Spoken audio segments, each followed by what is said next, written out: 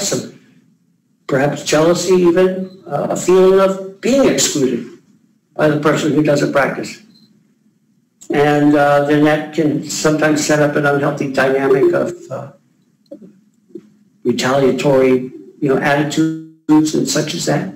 And I'm not saying this isn't about Brian or anything, it's just what happens sometimes. I've seen it, and it's not just about Buddhism. It's anytime somebody does something different from somebody else, there's a sense of being left out. And so, how do we create a practice in those kind of environments that is less exclusion and more inviting? And are there ways in which we can adapt our personal practice to accommodate, to not be as so different?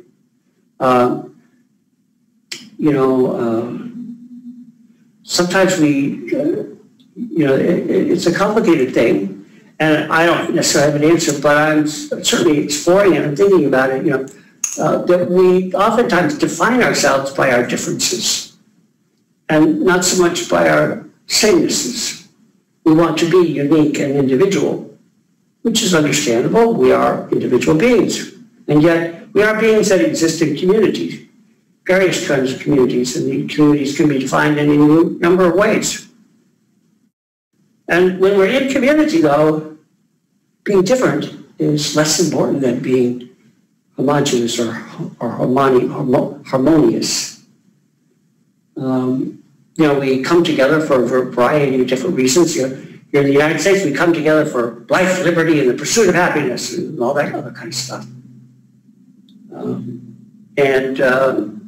When we come together as a poker club, we come together to cutthroat, to win at all costs, and smoke cigars, or whatever it is that we do. We define ourselves in different groups. And when we're in that group, think about it. When you're in that group, you're at work. You use jargon that's appropriate to work.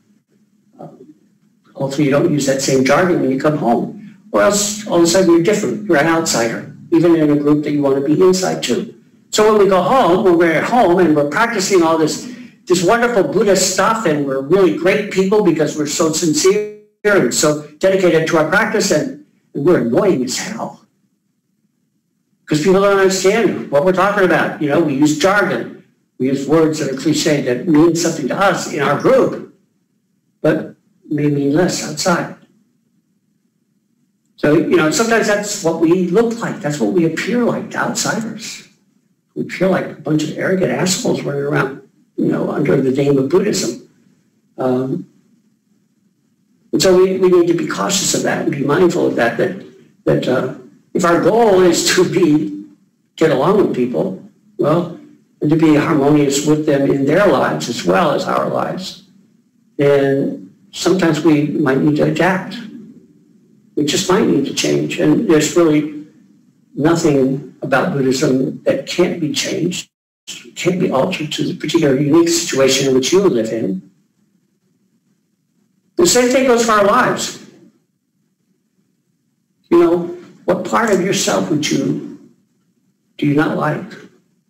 I frequently hear people say, in fact, for the retreat, some people said, it's like, I'm this way now, and then when I go here, I'm angry or whatever. When I get done practicing, just have this explosion of negative energy. And that's probably a sign that something's being repressed somewhere and just needs to get out. And when we exclude parts of ourself from ourself, that part starts to feel kind of yucky. It wants to come out and get angry. And so, we have all kinds of natures, all kinds of characteristics, all kinds of capabilities. We're just complex beings. And we're pretty complete the way we are.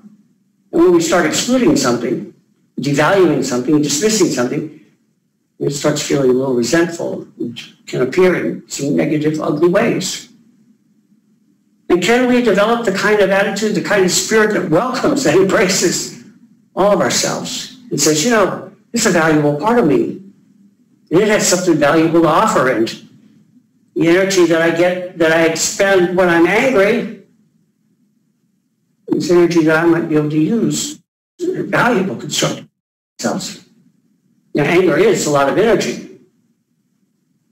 And when you can channel that energy in a constructive way, it doesn't look the same as the raging fire that wants to, burn down the house. So, this idea of needing to get rid of things or needing to keep things outside or separate from ourselves is something worth exploring and worth thinking about. What in your life is it that you want to exclude that really is a part of you and should be embraced and welcomed? I frequently tell people, and I've heard that it helps people. So I'm going based on feedback that when I used to teach meditation in the detox unit, people have a lot of voices, and maybe you all do as well. A lot of conversation goes on in your head. The minute you try and shut your mind down, the minute you try and say no thought, if you're human, thought arises. All kinds of things start arising because all of a sudden a part of you feels like it's going to be cut off and threatened and not listened to. And this is actually a real psychological phenomenon. That if we repress something, it sometimes comes out bigger and worse. So rather than say, if you've got a little voice in you that says, this, that, and the other thing, you tell it, I hear you. I hear you, and you're important. What you have to say is important.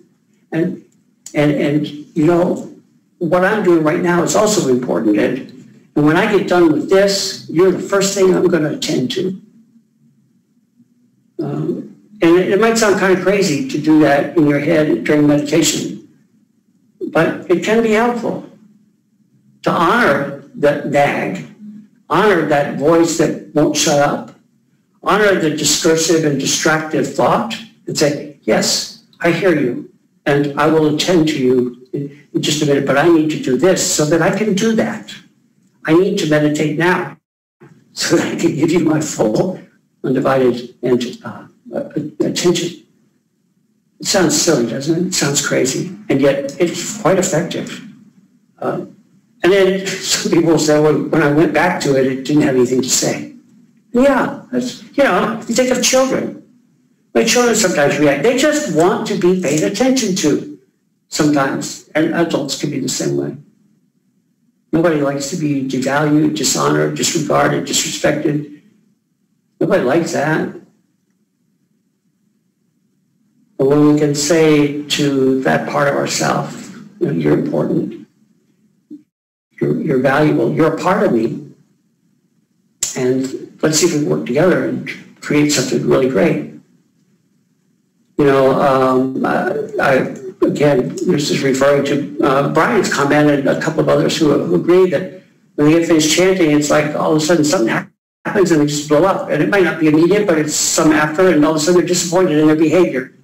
And really they're just behaving in a natural way because that energy is there and it wants to do something, and we think that it shouldn't happen.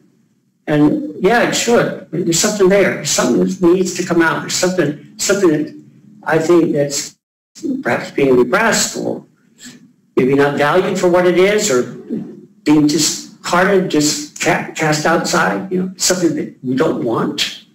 And yet, anger is clearly on the mandala. Anger is clearly one of the 10 worlds. So it is a valuable resource. It's a part of us. It's reality. So to that end, rather than be disappointed, rather than to be feeling as if we're maybe not behaving up to our ideals, I don't know, look at your ideals and see if they're realistic. I don't know. These are all questions for each of you to, you can ignore it or you can explore it. It's just an offering to, as an alternate way of perhaps perceiving self, an alternate way of looking at what changing one's life is about. We don't need to be somebody else. We just need to be ourselves pretty good. That's a really difficult thing to do, because maybe many of us were brought up to be like somebody else. Or if you could just be like your brother, or your sister wasn't like that. It's 11 hours. So many of us have these kind of messages that somehow or another we need to be something else or be somebody else or do something some other way. It's not our own way. And Buddhism is about finding who we are. About just who the heck are you? Asking yourself, just who the heck am I?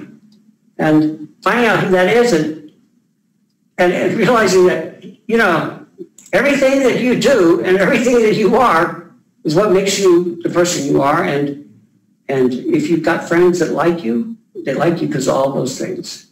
If you've got friends that don't like you, well, they like you. They don't like you for all those things. They don't just dislike you because you get angry occasionally. They dislike you because of all kinds of other things.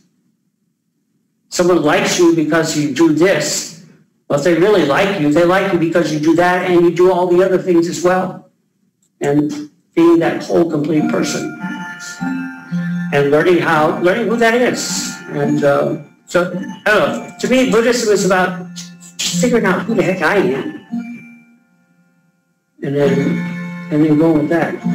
We all have strengths. We all have weaknesses. And if we, rather than ignore the weaknesses, just realize that they're there. And like I said yesterday, develop strategies.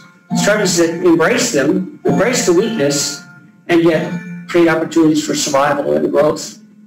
So, all right. Well, it is